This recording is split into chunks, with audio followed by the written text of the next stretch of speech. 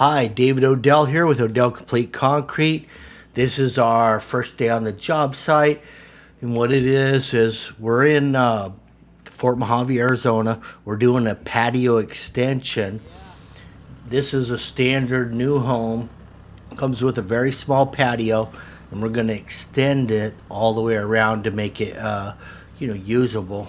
Patio chairs, maybe an umbrella, barbecue, or fire pit, whatever you want to do. But the nice thing about this particular house, they got about a 6-foot gate, so it's easy to get equipment in here.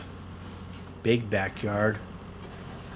My little 36-inch wide Vermeer fit in here very nicely. You can see I've already painted out the exterior lines of the new patio addition. Even though it shows square there on the ground, we're going to do a little radius in those corners. I have a little dump trailer here. It's a little 5-tonner.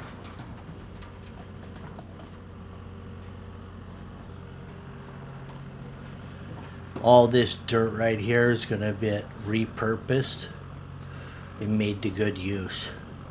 Right at my own house in the same city.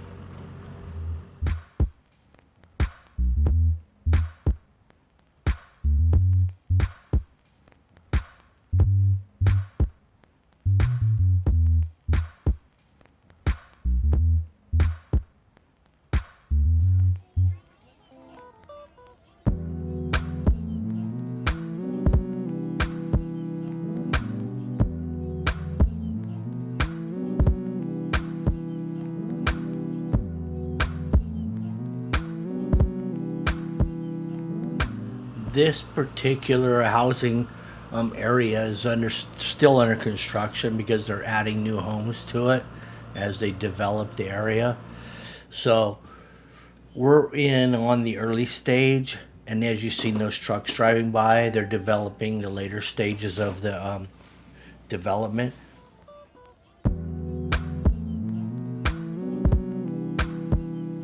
Here's my corner where you would intersect. If you just wanted a straight right angle on your patio, that's how you would set your lines.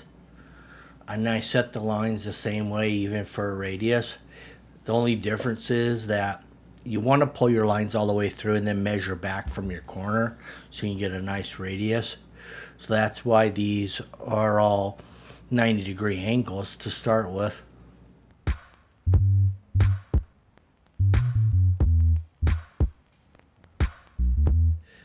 I've got your typical 2x4 pine. That's actually Douglas fir. And they are starting to twist on me because I've got multiple uses out of these so far. And, you got to kind of, even if you drive your stake perfectly vertical, you got to make some adjustments sometimes, and that's what I was doing there.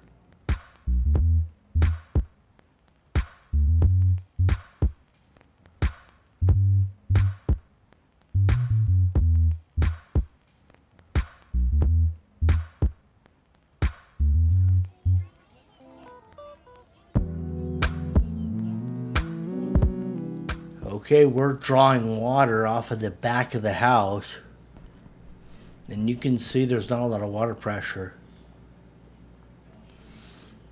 Now that's because we're off the back, so when you go into the house, you're probably at a 1 inch, maybe 3/4, but out the back you're coming off of a half inch, so you're not going to have that flow rate.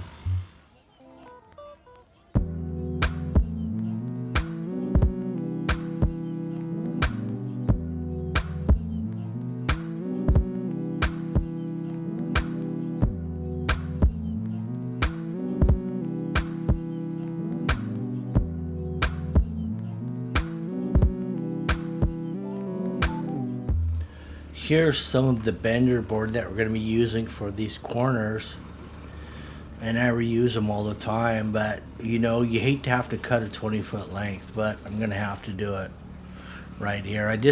What I did is on the intersecting corner at that right angle, I measured 2 feet back in both directions.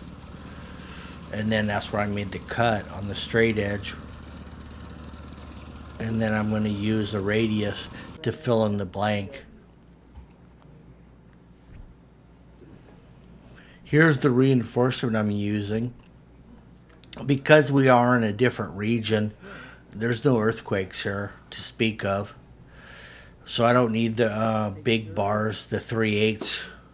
I'm going to go with wire mesh instead.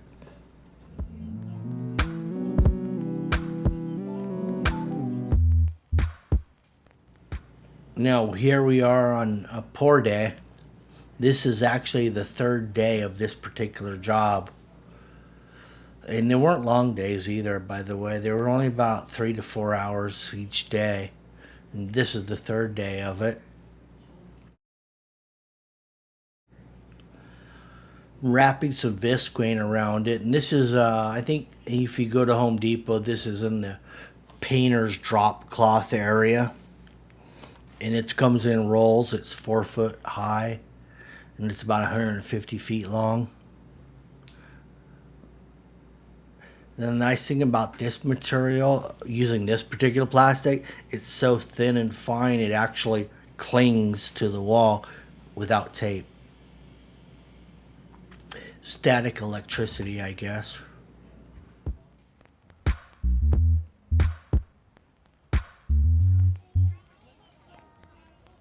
Wetting down the ground is a big priority, especially in dry climates here. So we soaked this for the 3 days we were here set up, plus another hour of soaking before the pour. And I got Greg here. He's going to help me out pouring this, and you may have seen him on another video with me out in Willow Valley.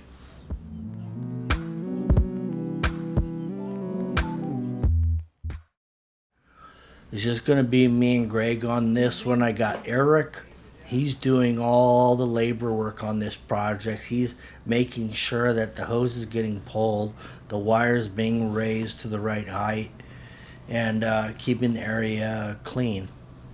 Also the plastic, because this is pretty windy out here, so you can see the plastic starting to blow in the wind there in the background. But if we can get the concrete down before the wind blows and knocks the plastic down, we're okay. As soon as we get the concrete down, we can pull the plastic.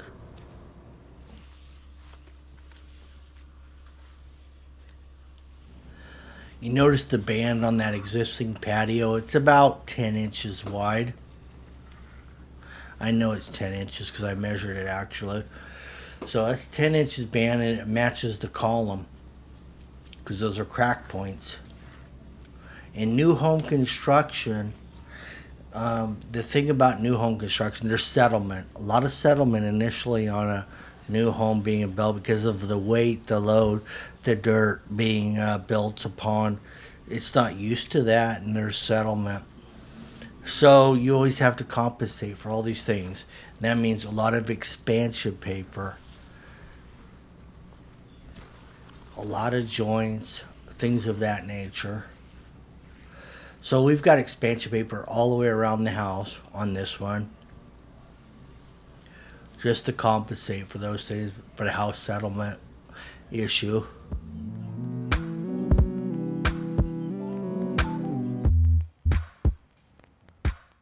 Here's the radius form I was talking about. This is typical landscape forming material you can get at Home Depot.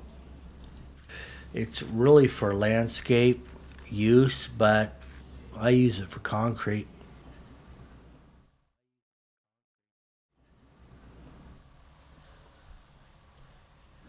Four-foot wide magnesium bull float here. This is actually a 7-yard pour, and it's a 3,000 psi with fiber mesh, half-pound per yard. Also, I'm going to be using some curing compound because we're at 100-degree temperatures right now during this pour.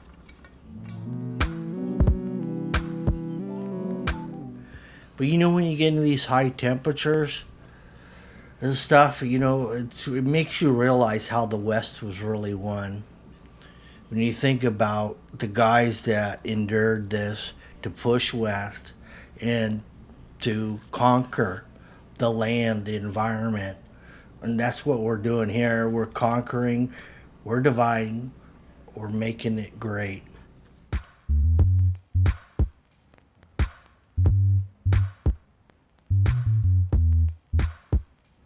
And I'm going to show you some more videos too of the guys out here that have to endure this.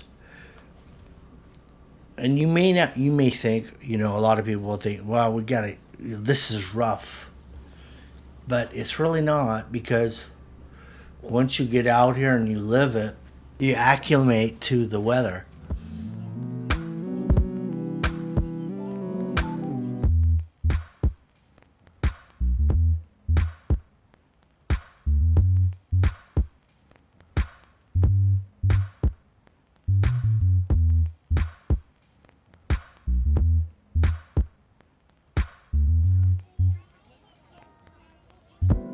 So you can see as we're passing this, this is the Big Blue.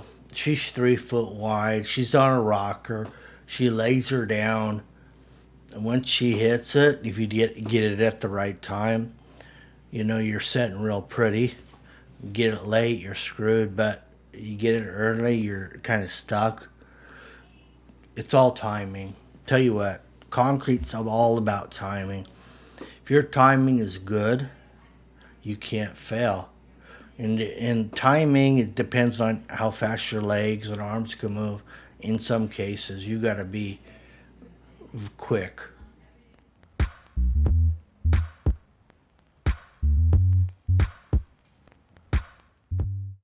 But Big Blue lays it down nice and flat, seals up the top, and that's what you want to do when you're in these dry climates. You want to get her sealed quickly as possible.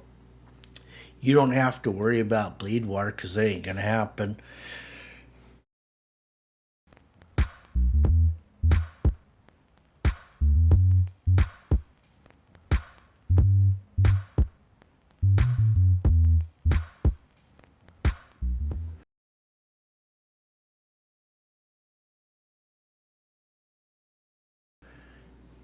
There you go. Lay it down with the hand float around the edges. Now you're prepped for your walking edger.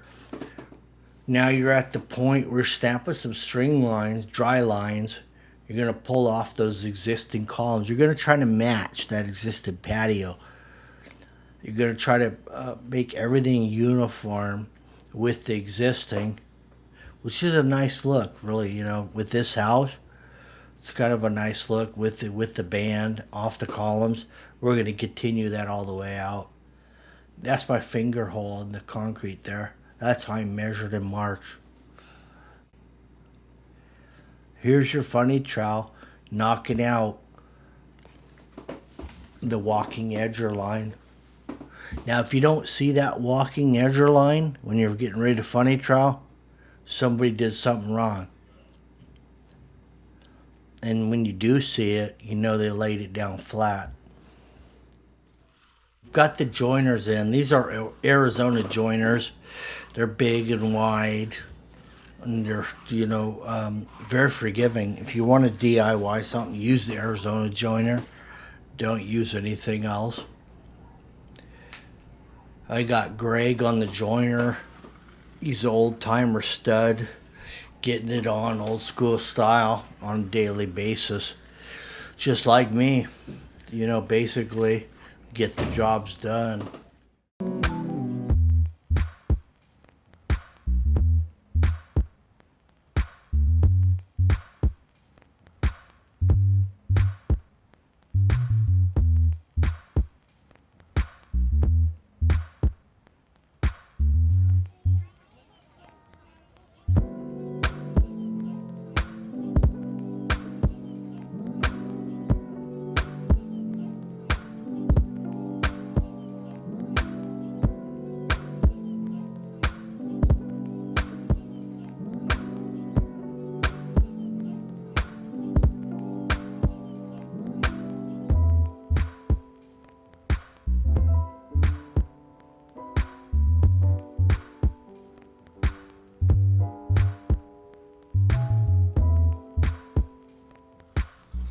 We're not going to have to go out in this thing by hand at all. It's all funny trowels, Fresnos with weights, walking tools.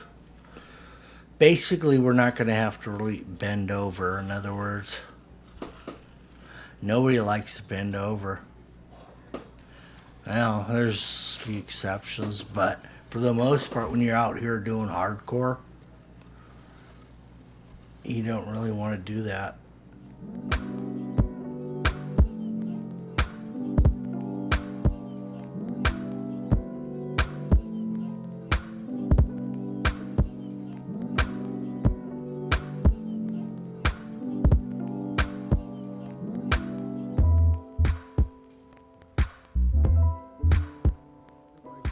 So right here, this concrete is good to broom, really. All we're really doing is kind of touching it up. We're just kind of looking at it, going, okay, what do we got to really touch here? So we're just kind of touching a couple things that might look a little questionable.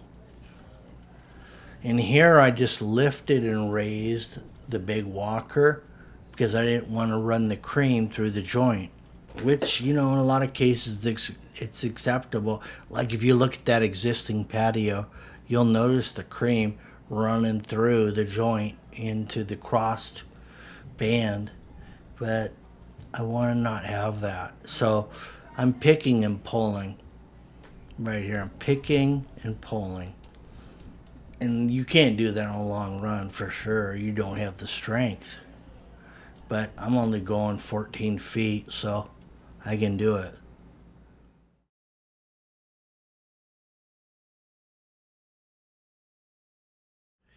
Here's the horsehair broom working its magic. I've got, you know, I'm using a painter's pole. It's a new technique I've just started using. Painter pole, extendable from 8 to 16 foot. Screws into your horsehair and you just work it like any other concrete tool. Here's your curing compound going on. This is actually my second coat. I did 2 coats. Now in Cali, if I was working in Cali, I'd do a 1 coater, and I know that would be good.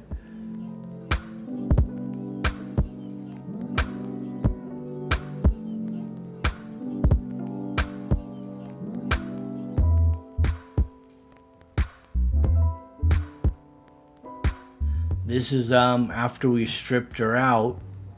All the forms have been removed. This is the day after pour. And look how that blends with the existing patio.